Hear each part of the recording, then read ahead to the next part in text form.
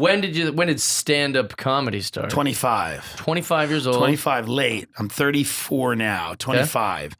I was in mortgages. They fell apart. We all know financial crisis 2009. I was still trying to sell them. I was in this dilapidated office building with 9 other losers, society's throwaways, thinking that the market was going to come back. We're all going to make money. It was an absolute nightmare. I got a summons to be on jury duty for a trial, murder, torture, rape trial. It was the best experience of my life. It was really great. It was I couldn't afford like going on a retreat. Like, how some of these people go on silent retreats. Yeah. So the idea that you could just sit back and really relax and sit in judgment of another human being who's clearly guilty. He seemed guilty. I don't know. I didn't pay super close attention. But I just didn't like his face. His eyes were very close.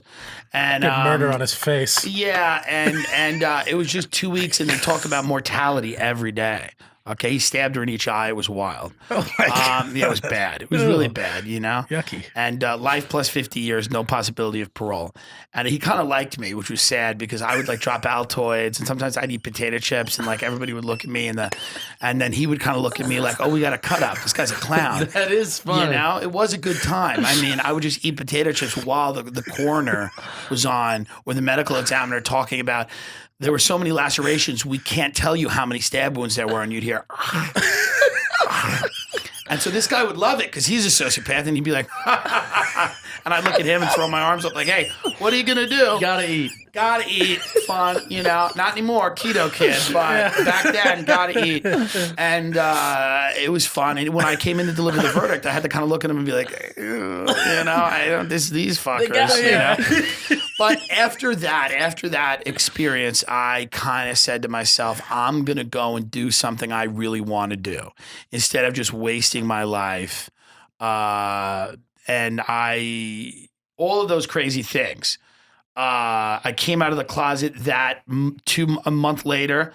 I stopped doing drugs and alcohol, and I started comedy in the same exact frame. So it was this weird shift.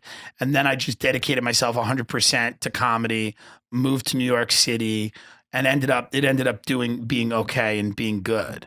But that was a crazy, huge, big life change. Yeah. Yeah, it was a big life change. Somebody had to die for that change to happen. Somebody had to get stabbed repeatedly. And I have no problem with that because I think I have a great show.